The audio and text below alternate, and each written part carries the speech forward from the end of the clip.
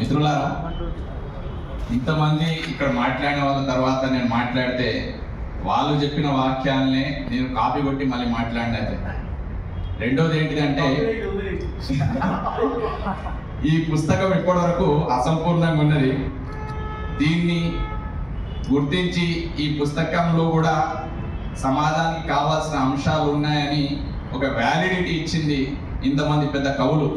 అయితే ఇటువంటి సందర్భం నాకు ఎట్లా అనిపిస్తుంది అంటే, ఎన్నో సంవత్సరాల క్రితం తప్పిపోయిన ఒక పిల్లవాడు తన తల్లికి ఉత్తరం రాస్తే తన పిల్లవాడు ఆ ఉత్తరం రాశాడనే తల్లికి ఏ విధంగా అయితే ఆనందం కలుగుతుందో, అదే విధంగా ఇటువంటి వ్యక్తులు వచ్చి ఈ పుస్తకాన్ని గుర్తించి దీనికి ఉన్న ఇంపార్టెన్స్ తెలియజేసినందుకు ఆ విధంగానే నేను ఫీల్ అవుతున్నాను.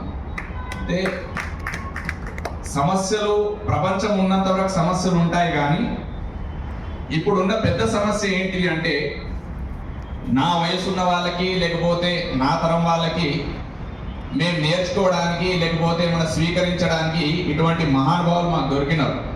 సో అక్కడి నుంచో ఇక్కడి నుంచో పరిచయాలు ఏర్పరచుకొని, లేకపోతే పత్రికల ద్వారానో లేకపోతే కొన్ని వ్యాసాల ద్వారానో లేకపోతే పుస్తకాల ద్వారా వీళ్ళ యొక్క ఫిలాసఫీ కానివ్వండి, వీళ్ళ ఫిలాసఫీ లేకపోతే వీళ్ళ తత్వాలను అర్థం చేసుకొని, అరే సమాజం అంటే ఇట్లుండాలి, మనుషులు అంటే ఇట్లుండాలని మేము నేర్చుకోగలం.